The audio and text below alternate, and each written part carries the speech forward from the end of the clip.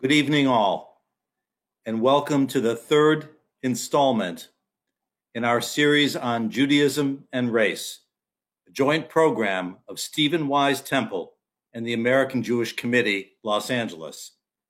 My name is Rick Hirschout, and I have the privilege of serving as director of AJC here in Los Angeles. On behalf of AJC and our incredible partner, Stephen Wise Temple, we are delighted to spend this hour together.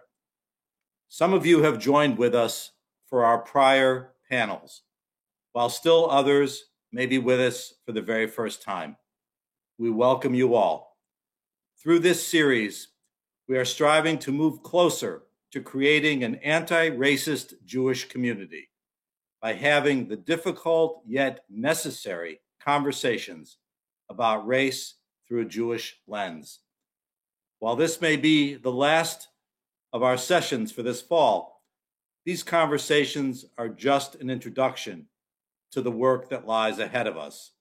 It is each of our responsibility as individuals and members of important institutions to continue these conversations, to seek out moments of connection and understanding, and to get comfortable with being uncomfortable, because this is the space where we grow. We began our series last month by delving into the complicated history of Black-Jewish relations in the United States with Professor Mark Dollinger and journalist Robin Washington in conversation with Dr. Saba Sumech, Associate Director of AJC LA. We turned to the present just 2 weeks ago, and I had the wonderful opportunity to speak with activist Gina Green and sports journalist LZ Granderson. Our conversation fell on the 2-year anniversary of the tragic Tree of Life shooting and resurrected powerful feelings about the threat of anti-Semitism that we face today. We explored how Blacks and Jews can, and indeed must, get into good, necessary trouble together.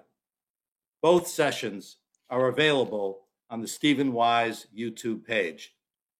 Tonight, I am honored to introduce the panelists who will contemplate the future of our Black and Jewish communities and the challenges and opportunities we all face. Shechina Larks is a program coordinator and diversity trainer at Bechol Lashon. Bechol Lashon works to raise awareness about the ethnic, racial, and cultural diversity of Jewish people around the world to strengthen Jewish identity. Shechina can be found writing on these topics on the popular website Hey Alma. Marcella White Campbell is Director of Marketing and Communications for Bechol Lashon. Prior to joining Bechol Lashon, Marcella was an editor, copywriter, social media content manager, and marketing consultant with Silicon Valley startups in the parenting and education spaces. Tiffany Harris is Chief Program Officer for Moishe House and creates space for young adults to create meaningful, welcoming Jewish communities for themselves and their peers. Before joining Moishe House earlier this year, and in addition to being a Moishe House alum herself, Tiffany worked in education for Amazon Web Services and in public affairs at the Peace Corps headquarters. Momentarily, I will hand the virtual mic to our moderator and dear friend, Rabbi Yoshi Zweiback, Senior Rabbi at Stephen Wise Temple. Rabbi Zweiback is also a lecturer at Hebrew Union College, Jewish Institute of Religion in Los Angeles, and a Senior Rabbinic Fellow of the Shalom Hartman Institute in Jerusalem. We know there will be many questions for our panelists this evening. So after some discussion, we will open it up to you, our audience, for those questions. If you would like to ask a question, you may submit it via the Q&A feature on Zoom. We will aggregate the many questions and submit them to our moderator. Rabbi Yoshi, the floor is yours.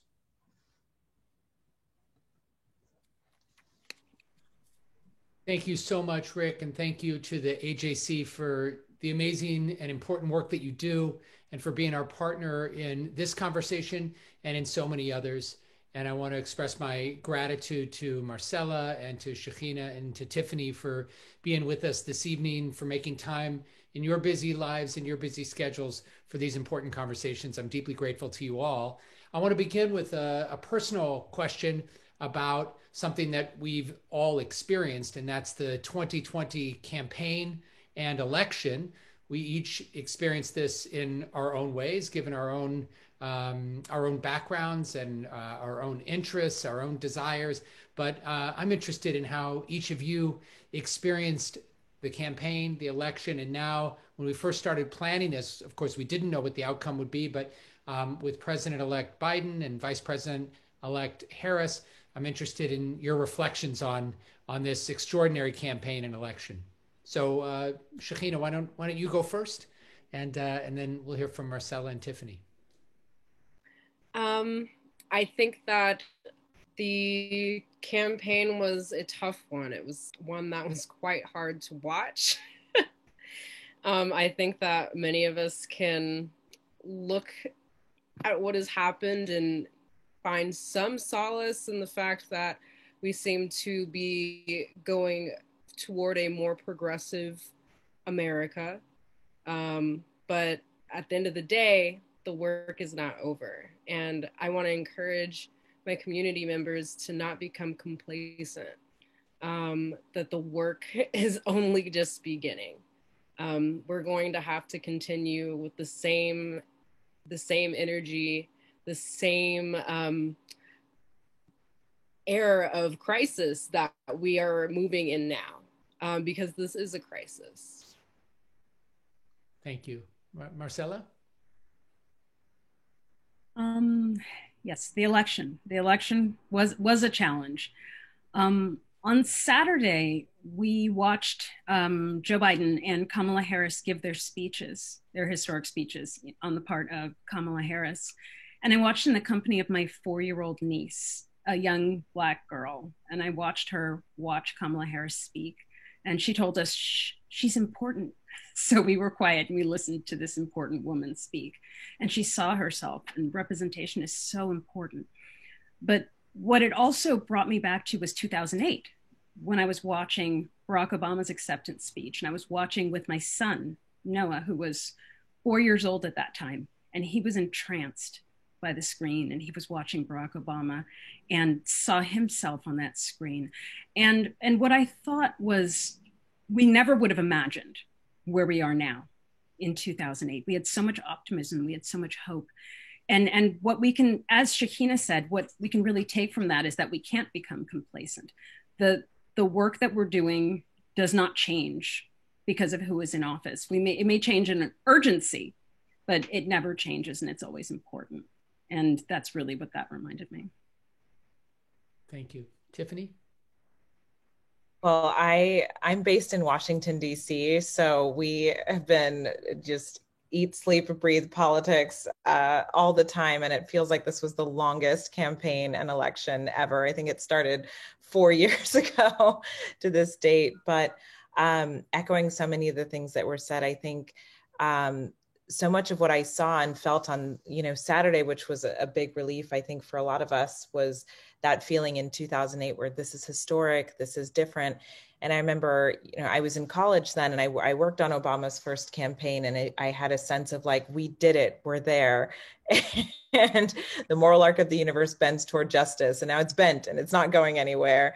And I think over the years, at least for my lifetime, what I saw is just this incredible, backward slide into things that I never thought I would see in my lifetime, that we'd like read about happening in other countries or in the 60s. And so echoing the sentiment to not get complacent, recognize that this was a historic election. This is a lot of firsts, but the work is far from over. And I think we need to take the same sense of urgency and activism that we had throughout the campaign, especially in the final months, into the next several years, because we're certainly going to need that to overcome some of the struggles and crises we're in right now, especially as it relates to racial justice. Well, on that topic of racial justice, obviously the conversation that we were engaged in as a country over the past many months is really a conversation that goes back hundreds of years. And when we were preparing for this evening, Marcella, you shared a little bit with me about the experience that you've had as a parent now watching your kids navigate some of these extraordinarily heartbreaking moments that I think we can all relate to. In particular, the killing, the murder of George Floyd. And I'm interested, just as your perspective as a mom, how has this been for you? And your experience as a Jewish mother, how does that change the conversation or shape the conversation in any way? And I'd love to hear from others as well, but in particular as a parent, how you're navigating those kinds of moments. This has been the most challenging parenting year that I've ever had. And, that counts sleepless nights with tiny babies.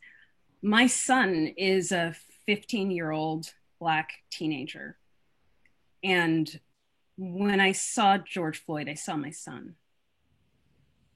When people speak about police brutality, when they speak about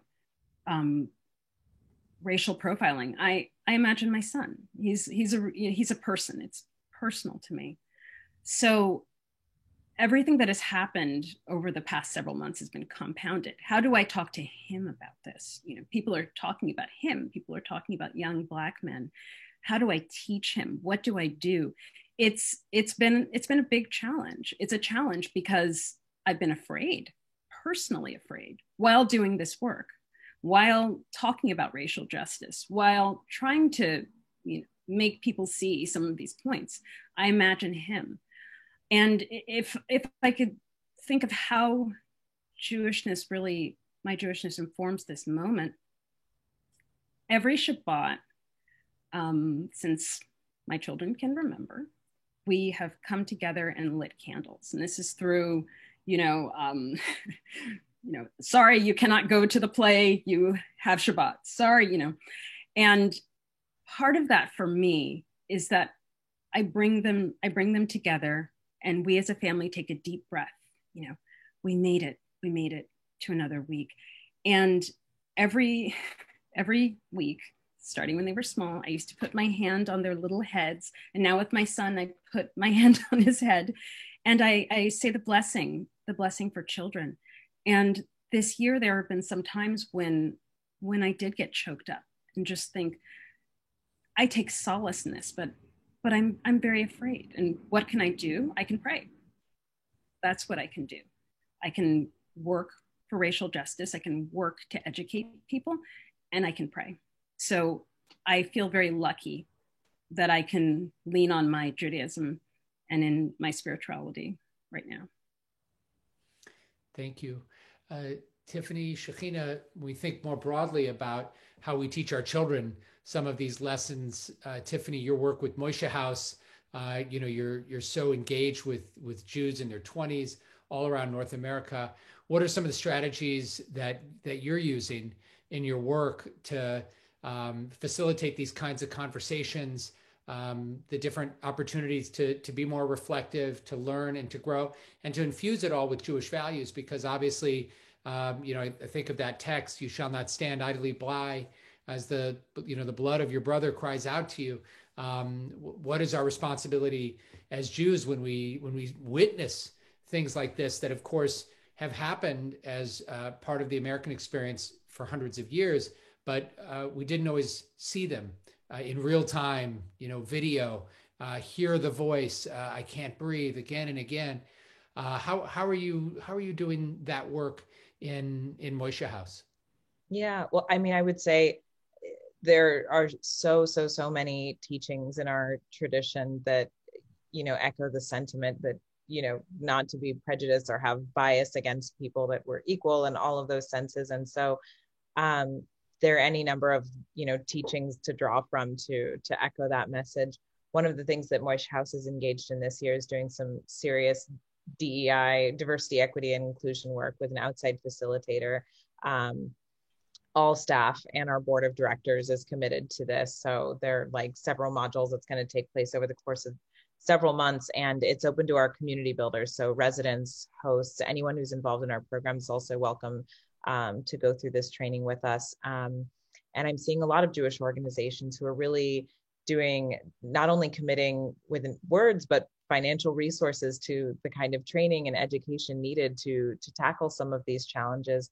And I think what it requires is sort of a frank look inside and challenging our own assumptions and biases. And that's a hard conversation to have, because I will say, and I don't know if Marcella and the other panelists, if this resonates, but the racial justice space was a very lonely place in the Jewish community for so long. I will say up until very recently, never felt it was frankly, it was divisive and not appropriate to have these conversations. So those are some of the things we're starting to unpack. But I feel lucky to be at Moishas, because by its very DNA, the organization is like, we give young people the tools and resources to build their kind of ideal Jewish community. And so they've been in this game a really, really long time. The work that they're doing and the events that they're hosting are reflective of what their communities want. And young people have been asking for this kind of work for a long time. So we've been able to be responsive in that sense.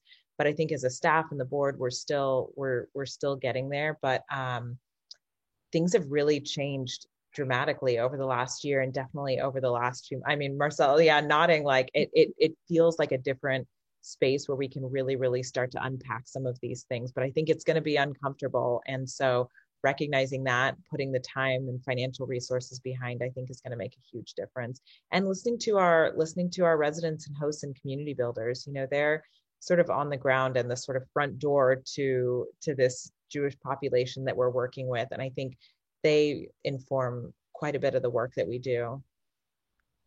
Yes, I just wanted to say, Tiffany, when you said that it had been a lonely space, I had to laugh, because we've seen such a dramatic shift in the past 6 months. B'chol Hashon is a 20-year-old organization, and we have been talking about diversity in the Jewish community, for 20 years. And until recently, a lot of what we were doing when we were trying to reach out to organizations was just making the case for diversity as a concept, making the case for racism as a concept.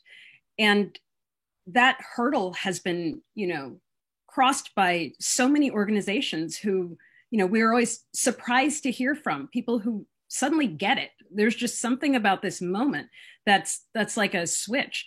And so, yes, this field, we were kind of out there wandering, and now suddenly we're all at the forefront. And it's an exciting time, but at the same time, in some ways, there's a little bit of bittersweetness, because I would say sorry to interrupt, but there's bittersweetness, but I would also say, for me, that excitement is really tempered by the history of what's happened before. It's like, is this real? Is this sort of soup du jour? Like, is this a real commitment? Because tackling this stuff requires a lot of us to open up and be vulnerable in very painful ways. And it's like, unless we're really going to go down this road, it's like, I'm a little nervous, right?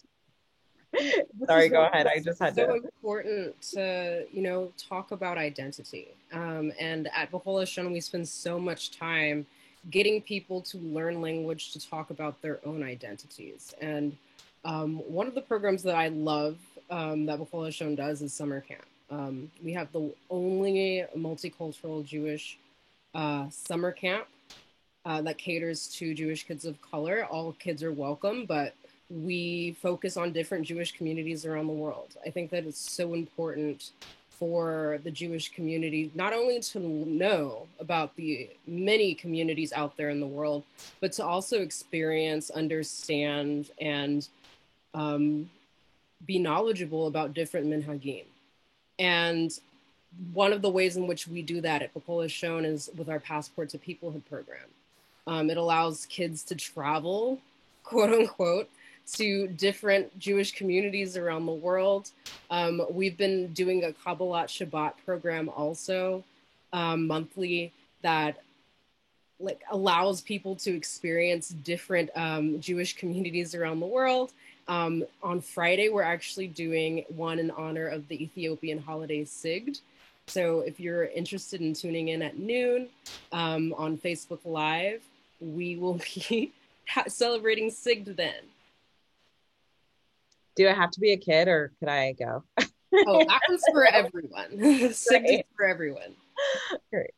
I think that's one of the things, you know, when we highlight this conversation about like justice and diversity in the Jewish community, is really highlighting the breadth and depth that exists within our community. I've had so many, unfortunately, you know, been on panels and had conversations where there's this sort of belief that it's like diversity in the Jewish community sort of waters it down or makes it less than or something like that. And we are a diverse community.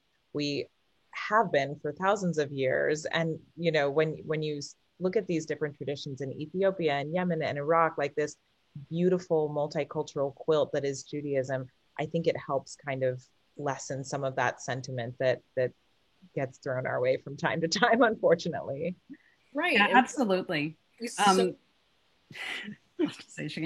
Yeah, no, absolutely. Putting us in a context where Jews have lived all around the world, you know, for centuries. There are Jews in all hues. It's so important because it's, as you're saying, it helps people to understand that actually it complicates things. It enriches things. It helps to talk about diversity when Jews of all color realize that they're within this spectrum of Jewish diversity, that it's not abnormal, you know, that, you know, plenty of Jews look like me and Tiffany and Shekinah and my kids and Indian Jews and Jews in Latin America. It's a banquet, you know, it's something that enriches us. It's something that we don't need to be afraid of. But when we open the door to that, then we can begin to discuss issues like race, because we're all on an equal footing here. We're all part of the diverse Jewish people. And race is an issue for all of us because race is a Jewish issue. Thank you. Shekinah, you were jumping in a second ago. I just want to make sure you get to share what you wanted to. Yes, I just wanted to echo Marcella and to just say race is 100% a Jewish issue. So often when we talk about race and being inclusive in the Jewish community, we're thinking about being inclusive of communities outside of our own. And we overlook Jews of color and we're like, hi, we're already here. Like, can we talk about what it means to be inclusive of Jews in Jewish spaces? Can we talk about what it means to be inclusive of different minhagim, of different melodies in Jewish spaces? Can we talk about what it means to be inclusive of different Jewish languages, like Ladino? Can we talk about what it means to be inclusive of different Jewish experiences, like experiences of Jews living outside of America? So it's so important that when we talk about the Jewish community, that we are talking about all of those experiences. And I think the same muscle that you kind of flex to have that awareness and understanding and acknowledgement are the same, you know, skills and frame of mind that I think helps people adapt in a diverse and ever-changing world, but understanding that there's like a multitude of Jewish practices that exists out there. No one is better than the other. Again, it's what makes our community rich and beautiful and helps us thrive, you know, for generations to come. But I always see it as that same muscle that you're like, have kind of not necessarily categorizing things in one strict way, that, you know, you can be Jewish and speak Ladino, or they have this practice and I have that practice. But yeah, that was really well said. And I love the work that B'chol Lashon does in that area. And you know, it's positive. We can all learn. We can all be open to learning about this. I discovered recently that Ashken normativity. I was because, you know, I chose Judaism decades ago, and in the Ashkenazi Jewish tradition, because it's important. That's a really important distinction to make, that Ashkenazi Jewish is not simply Jews from Eastern Europe. It's a set of traditions. And this was really illustrated. I was putting together one of our Kabbalat Shabbats this summer was a Sephardic Kabbalat Shabbat with the traditions of Greek Jews. And I had created promotional material and I was very proud of it. I'm not the greatest at Photoshop. And one of the rabbis who was involved in the service was very upset. And he said, you know, you had this picture of the challah and the candles and the wine, and that's not how we do Shabbat. That's not how we do it. And it was not representative of what people were going to get at that service. And it was just such a powerful moment for me, because I spend so much time educating other people, you know, about these things and about being open to other traditions. It just really reminded me, it's good to be in that space. It's good to be able to learn and to expand my knowledge of Judaism. It's people, you know, shouldn't be afraid of it. It's not a criticism to say, you need to learn more about Jews around the world. You need to learn more about the variety of Jewish traditions, different melodies. It's a positive thing. We really do see it as a positive thing. Oh my gosh, and you'll open yourself up to a world of delicious food as well, if you need any selling point. No one objects to Moroccan cooking. Yeah, exactly. So often you use the concept, Marcella, of ashkenormative, you know, and often, particularly in North America, we think about that as being, that is what Judaism is, only to discover that it's much broader, it's much more diverse.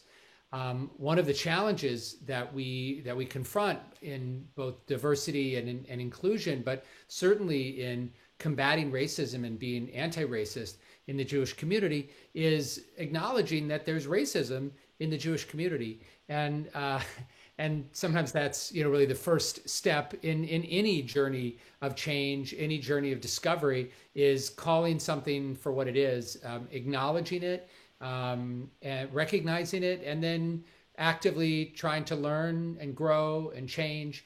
So I'd love to hear from all three of you about some of the ways that you're doing that in your own communities, and if you want to share any personal experiences as well, about ways that you just mentioned, Marcella, some of your own biases and assumptions about something as mundane in some ways as, you know, challah and wine, and what we think of a Shabbat dinner should look like, but in a broader way or in a deeper way. Love to hear both from a perspective of, you know, B'chol Lashon and Moishe House, the work that you're doing in this regard, but also just personally things that you've done to help Jewish communities that you've been a part of to understand these things more broadly, and maybe to hold that mirror up a little bit so that we can call it out for what it is and acknowledge that within our own community there is racism that needs to be confronted. One of the things I did a number of years ago, this was right around the time of the killing of Michael Brown, and I was kind of like struggling to process that, and like, you know, what was the contribution I could make to get involved and change some of these structures. And I saw that, you know, the experience of being a person of color in this country is very also reflective at times of my and my family's experience of being, you know, a person of color in the Jewish community. And one of the things I did was I started a website, which doesn't exist anymore because I didn't have time to really run this website, but ran it for a few years, called youdon'tlookjewish.com, which I think for those of us on this panel, phrases that we'd heard so many times and unfortunately continue to hear throughout our lives. But so the point of youdon'tlookjewish.com was, all I did was feature pictures of Jews of color doing Jewish things. So it was like, you know, someone who's Black putting on tefillah, lighting Hanukkah candles, all of these different things. And the idea behind that was like, if somebody often in the States thinks of Jewish, immediately what comes to their mind is like, you know, white guy with a beard, black hat, maybe Seinfeld, but something very like, as we would say, Marcel, like ashkenormative, like that there's one picture of Judaism that exists for a lot of people. And so the idea was to kind of reset people's thinking and what their automatic assumptions would be when they think of Jewish. So when they encounter Jews of color or different practices of Judaism, that it was, you know, they had the sort of muscle and flexibility to fit that in. And it wasn't such a shock to people, because I think you have to challenge your assumptions, and you have to get uncomfortable and push against what feels normal for it to feel normal. So that's what I did for a number of years. And I shut it down about a year ago, and I felt like at that point in time, I was seeing so much more representation and visibility, not because my website, I don't think, but because a lot of other factors were changing. Felt like, okay, I feel very comfortable passing the mic. There are so many other people out there now doing this work, but I think that's one really important thing, is just resetting what we think of when we think of Jewish and what it means to be Jewish, and look at any shape, size, color that's found in nature and any practice. And Tiffany, I will say, yes, we definitely did see your website. And we definitely did. We were looking at those pictures too, because that's just one of the deceptively simple ways that we operate is to try to make sure that we are showing people images of Jews of color, because there is that sentiment, you don't look Jewish, or, are there really any more, other than you? And to be able to see the photographs really helps to normalize Jewish diversity. There's a photo that we use probably too often that's of my family at my son's bar mitzvah, and he's holding the Torah, and I'm standing there, and my husband is standing there, and my daughter, and it just floors people when they see it. It just really drives home the point. Yep, we're Jewish. This is something we do.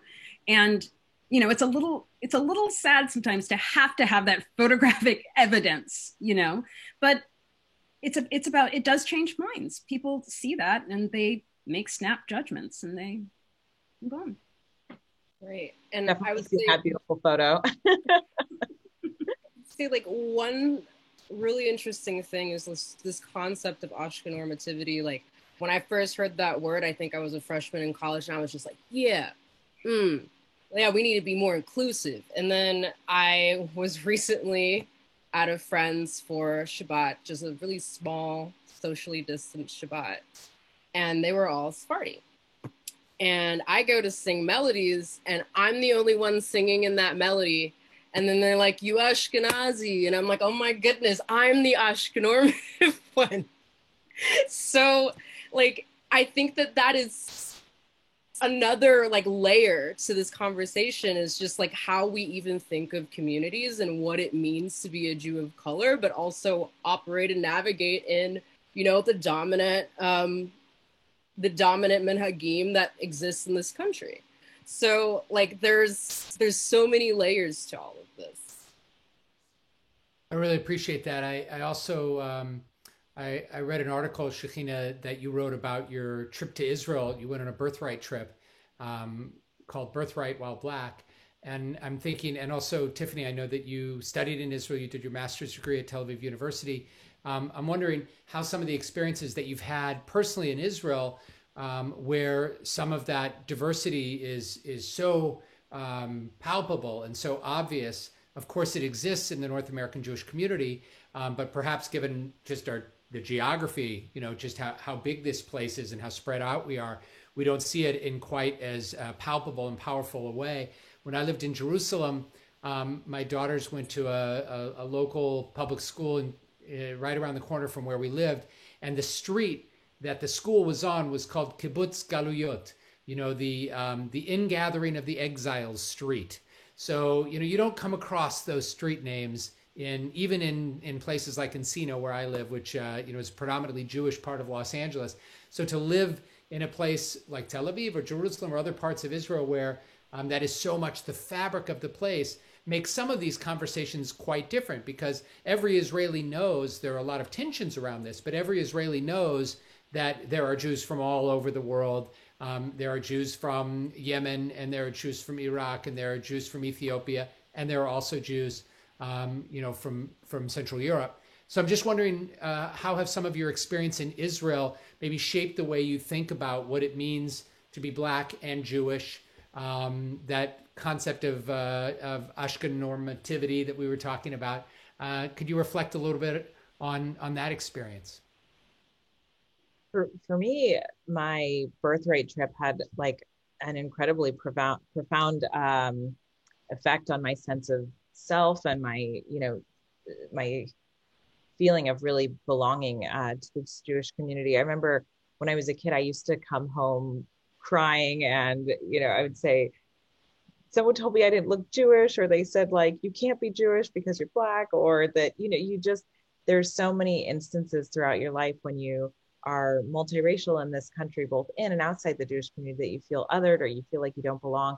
And I grew up, we were part of a reform community, but in Seattle, where there just weren't a lot of brown people anyway at the time. And I never saw people who looked like me, certainly not in the Jewish community. And I remember when I would come home, my mom always told me, she was like, there are Jews who look like you, and there are people in Israel who look like you. And, you know, at the time for me, Israel was like this very aspirational place. And I was like, okay, great. Like there are people who look like me somewhere in the world. And I think I'd probably forgotten about that, you know, what she had said until I went to Israel. And that was the first time I saw Ethiopian Jews or Yemeni Jews. Like I really did see people who looked like me and people who didn't look like me and people who looked so different from my concept of Judaism and what I grew up with. And I really just felt this profound sense of being home and feeling like I belonged. And I always knew that I wanted to go back one day. And so when I moved there, I remember first, it was like the only point in my life when I ever like walked into a synagogue and there wasn't tons of security everywhere. So for already to me, I was like, this is amazing and also feels kind of strange, but that nobody asked, where are you from? What are you? You know, you could be there and just be Jewish. And I think at the end of the day, for a lot of us, it's like, we just want to enter Jewish spaces and be Jewish, like not disappear, but not be seen as being different in that kind of way, if that makes sense. So it had such a positive effect on me. And I know that there are all sorts of struggles between like, you know, Ashkenazi and Sephardic and things that they're grappling with. But for me, it was really just a sense of feeling like I belonged and feeling like I was at home. Thank you. Yeah, for me, it was a really great place to be Jewish. I mean, like I could just be openly, fully Jewish without having to prove to people that I was Jewish. When I said I was Jewish, there wasn't any second guessing. It was just, that's what it is. It wasn't a conversation. And that's something that I definitely appreciated about being in Israel. But as far as like how it changed my understanding of who I am as a Black Jew in America, it didn't really impact my Black identity all that much. When I was in Israel, people saw me as a foreigner. Like it was just like I was definitely out of place. But I was embraced and I was welcomed. And I would say like that is something that was missing for me in a lot of the Jewish spaces that I had previously been in. Thank you. We've got a question from one of our attendees this evening about how we can have anti-racist conversations in settings where there's a fear about engaging in political conversations. And my side commentary is, one would hope that you could have a conversation about racism and not have it feel like it's a political conversation, but rather feel like it's a moral human conversation. But unfortunately, that's kind of where we are. So the question is, do you have some strategies or advice about how we can really dig into this subject and delve into this subject in a way when we might find ourselves being apprehensive? This particular question comes from a college student, so all of you can answer. But Tiffany, I'd love to hear, especially some of the work that you do with the Moishe House cohorts. How are you helping folks to have these kinds of conversations? Yeah, well, I will say, before coming to Moishe House, I worked in the federal government, and then I was in the private sector for a number of years. And, racism and injustice and all of that, it shouldn't, as you said, it's not a political conversation.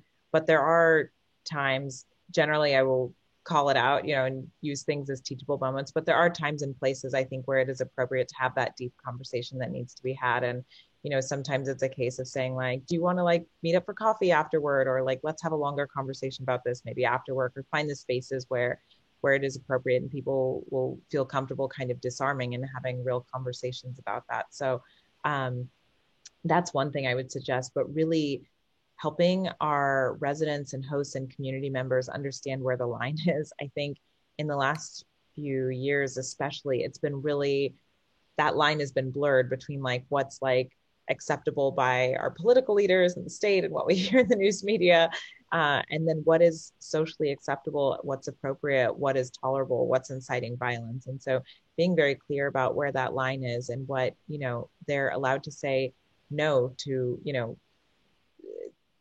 things that within their Moishe house that sort of cross that line. Of course, we want to be welcoming of all types of beliefs, practices, political opinions, and things like that. But there is a line that transcends political boundaries, and people need to know where that is and call it out when they see it. Thank you. And we also know from our Jewish tradition, this is not an Ashkenazi Sephardi thing. This is deeply embedded in Jewish tradition, certainly from the time of Torah through rabbinic literature, that kind of bigotry, it has no place in the tradition itself. And there's countless texts we could point to. And yet we know, and this goes back to the earlier question I asked, we know that that it's within us, it's in our communities, and it's something we continue to struggle with, which is probably why we need those texts in the first place, right? If there weren't any racist Jews ever, the Talmud wouldn't have to have shared its teachings about how we shouldn't be racist. I have a question about allyship that someone wrote, and I'm thinking about something that you mentioned to me, Shekhinah, when we prepared for this a few weeks back. You talked about the need for real change, meaningful action, and you weren't interested in what you said at the time as empty allyship. And yet the question is, how can we be better allies within Jewish community, to Jews of color, to Black and brown Jews, and embrace that diversity that's within Jewish community, and then looking outside of Jewish community to our fellow citizens of color and beyond our borders. So I'm interested, maybe we'll start with you, Shekhinah. How can we go beyond empty allyship and get to real action? I think it first has to start with understanding that whether or not any group of people should live or die is not political. Mm-hmm. And the policies that are put into place that is creating the situations that are causing them to have situations where they're choosing between living and dying that are wrong. They're morally wrong. And we should do everything that we can do to change them. And while it might seem fraught to change policy, there's definitely ways to engage those people in your world, you know, like it's being more compassionate, checking in on your friends and colleagues of color, like asking about, not waiting until a tragedy happens, not waiting until the next person dies to say, hey, how are you doing? But, you know, reaching out more frequently, asking questions, not always about race, sometimes asking questions about like, hey, I know that you're into soccer. Why don't you tell me about that? Like being compassionate, being friendly, being, you know, just being a good person goes a long way. And owning our mistakes also goes a long way. I think that is something that we often get tripped up on. Like, what happens when I'm in a situation with somebody and I've said something that, you know, for all intents and purposes, I thought was okay, but they're not at all receiving it how I intended it. At that same time, I still have responsibility for the words that came out of my mouth and the impact that it had on that person. And I need to take stock of that and understand that I don't have to beat myself down or defend my mistake. It's okay to make mistakes. That's how we learn. And, you know, my bad goes such a long way. Mm-hmm. Thank you. On the concept or on the thought of like owning, you know, mistakes and things like that, I think creating those safe spaces for people to learn and ask questions are really, really important to that sort of examination process. It's very easy when we talk about racism and injustice in our community for that to be like denied, minimized, or justified, and for us to really, to have real allies and really take strides in that space. None of that can happen. We have to own our mistakes, but we have to create spaces where it's like, it is okay to learn. We make mistakes all the time, and we're going to move forward from those. Thank you. Marcella, you want to add anything? Well, I was going to just, when I hear the word education, I take it much, much further back than simply adults learning about race and educating themselves about race and about these issues. Follow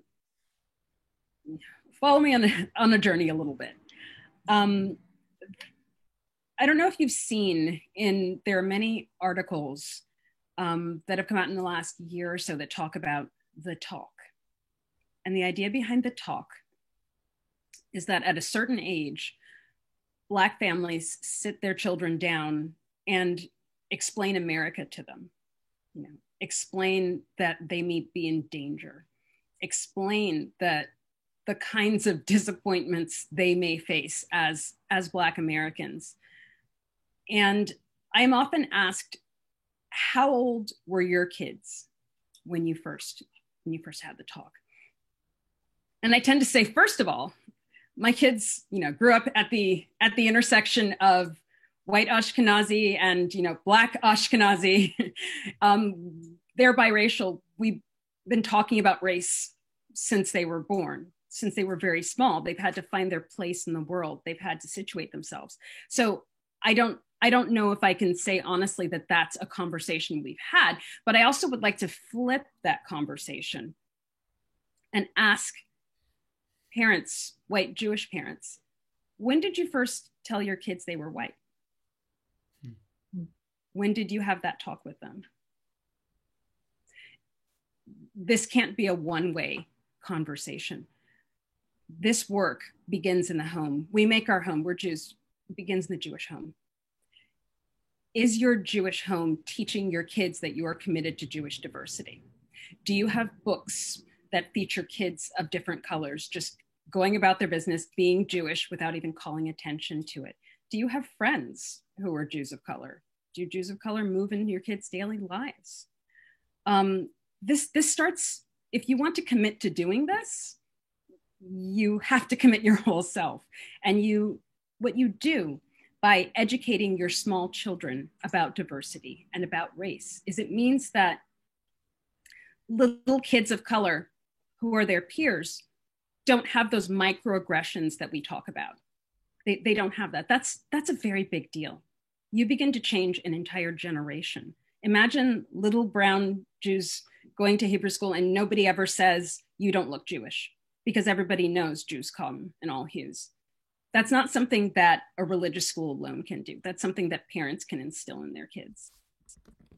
That's something I've seen kids be really open to learning and embracing very quickly. I mean, especially with LGBTQ plus issues, this huge embracing of transgender identity by our youth, and also embracing people of diverse identities, period. I would say the conversation, because the adults in their lives are not ready to talk about race, has not evolved in that same way. And we need to do more to facilitate that. Parents get scared when their kids, point to someone and say, is he Black, mommy? Or, my brown friend, white parents get very upset and very worried about that. Whereas kids are just looking at their environment. They're just negative. Their environment. It's not negative at all. Saying Black is not negative. It's funny the number of people who whisper that word when they're talking. Black, man. There's nothing wrong. There's nothing wrong with it. I like it. It's great. It's interesting. It's similar to the word Jew. I grew up in the Midwest, and people would always talk about a Jewish fella. And I finally came to understand that the only time they'd ever heard the word Jew was in a derogatory fashion. A dirty Jew, a filthy Jew, whatever it was. And sort of reclaiming that name and say, no, it's what I am, and it's a beautiful word, and it doesn't bother me in any way. I have another question from one of our participants, and it's about and then we'll start to wrap up. And I definitely want to ask each of you, Shekhinah and Marcella and Tiffany, to share any words that you'd like to close with. But there's a question about the intersection in your lives and this is about the hybridity of identity that we were just talking about, the intersection in your lives in terms of your Black identity, in terms of your Jewish identity, Black culture and traditions, and Jewish culture and traditions. To what extent do you feel that there is this a beautiful hybridity there? And to what extent do you experience a tension, or even moments where you feel like you have to choose somehow between these different aspects of who you are? I never feel like there's a choice. I feel like I'm both at the same time, all the time. I'm Black and Jewish, and I want people to treat me that way. You know, like there's no separating them for me. And I don't have any conflict between Black culture and Jewish culture, because for me, they're the same together. They don't conflict for me. Thank you. I, yeah, feel exactly the same. And I think it always troubles me when if you meet people and they say, oh, you're half Black and you're half Jewish, or there's something in the word half that I feel like connotates less than. And it's like, no, I'm Black and Jewish and I'm a whole person. And I can't separate the two, just like I can't separate those identities from my womanhood or the fact that I'm American. But I do feel like, and today we're in a totally different era, but the time where I felt it was really at tension and that I felt like I was being forced to choose was when Black Lives Matter came into prominence, and it was very, for reasons we don't have time to get into on this webinar, but very there was a lot of like tension around that in the Jewish community for a number of reasons. And to me, and I think I don't know if this resonates with my fellow panelists, but the idea of Black Lives Matter is simply that our lives have value, that human life has value, which is something that I always really connected to in Judaism. And so when that was at odds, I felt like I was made to choose between like my Black identity and my Jewish identity. I had to separate the two. And that's why I say that it was such a lonely place during those years. And I just, thank goodness we're in a different space now and we're really having the conversations that we've been needing to have. But that was a tough couple of years. I agree. It was a very tough couple of years. I personally, I won't choose. I converted, so my story is a little bit different, but I won't choose because I'm fully Black and I am fully Jewish. And I can't be half of anything. And I would say it hurts when people ask me to choose, because it's not really a choice I can make. I can't really make a choice between preserving my Jewish values and my life. I mean, they're both the same thing. And not only do I not choose and do I not want to choose, but in fact, those dual identities are so very much part of who I am. At times like this, my family left the Jim Crow South. It's part of our story. Confronting racism is part of our bones. We, are Americans. We're the descendants of slaves. And I'm the daughter and the descendant of fighters, of people who survived. And my Jewish identity connects me to an even larger group of strivers and survivors and people whose stories endured because they kept their stories alive.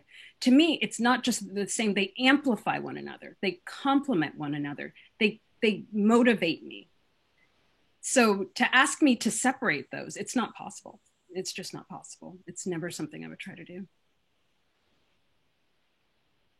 I want to thank you all so very much. I know there's so much more to say, and I wanted to just share one thought and then give each of you the final word.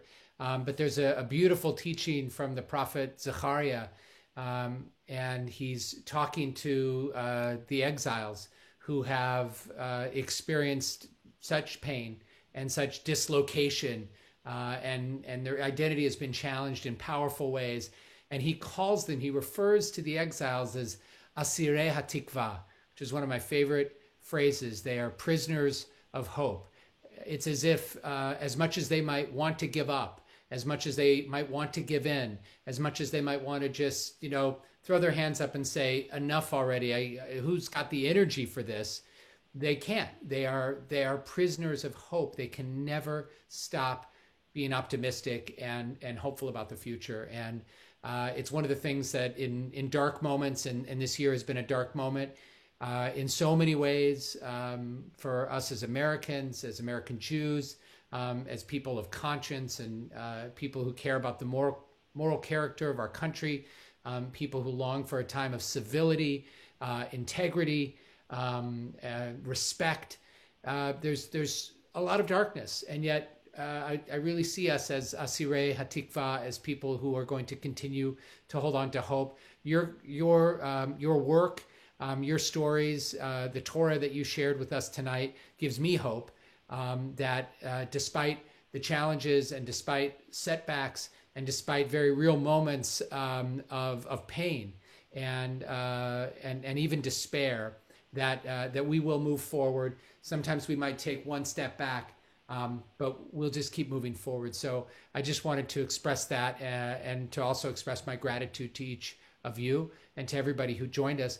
But Tiffany, Shekhinah, Marcella, any thoughts that you would want to close with this evening? I think that was so beautifully said. And I also just want to thank the other panelists and participants here tonight. It really, it means so much that people will show up to hear these stories and to learn and to confront this and be in this movement with all of us. And I have so much gratitude and respect for that. And to stay motivated and stay engaged, because we're just on the cusp of all of this incredible change that is happening. And I'm very, very hopeful and thankful to have these allies alongside with us. I would absolutely echo that. In times, these are very dark times, but we have these moments that give us hope. Shekhinah was on board we had a Juneteenth Kabbalat Shabbat in June. And, we were used to 50 or 60 people showing up, and instead tens of thousands of people attended this event virtually. And that says something. It says, we keep wondering, are people listening? Are people on this journey with us? Some people are. And we can look forward to that. I just hope, stay on the journey with us, keep supporting us. We're going somewhere amazing if we can all support one another. And I think that, holding on to hope is definitely something that should continue to do. I'm like, if not for hope, I don't think I would be here, because I am definitely my ancestors' wildest dreams. So I'm just thinking about the amount of access Black people have gained in my grandmother's lifetime, and the amount of access she was born with versus the amount of access I was born with is astronomically different. And I am so grateful for that opportunity. And I see that progress. And I'm so grateful to the OG generation for, making sure they did everything that they could do so that we could have this access. And, I look forward to carrying the torch.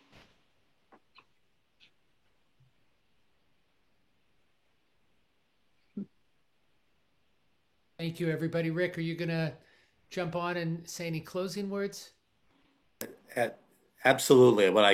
Thank you. I think what I can say, thank you so much, Yoshi. I'm a little bit verklempt here. This has been a remarkable conversation and a deeply personal conversation. Shekhinah, Marcella, and Tiffany, you represent organizations that are on the cusp and really the cutting edge of helping move the needle and enlighten all of us. But this is clearly more than just a job or a vocation. This is your life. This is deeply, deeply personal. And I think if there's anything we take away from tonight, because so many in the Jewish community have wanted to find our place at this moment of national reckoning on issues of racial and social justice. Part of finding that place is to hold that mirror up to our community itself. And if we begin to recognize and accept and welcome greater diversity within the Jewish community, the beautiful richness of diversity in our community, then our voice in society becomes, I believe, more resonant, more relevant, and more profound. And that's where allyship and partnership and a spirit of moving forward as a better America comes into play. And you've made that so very, very clear tonight in each of your reflections, heartfelt and poignant.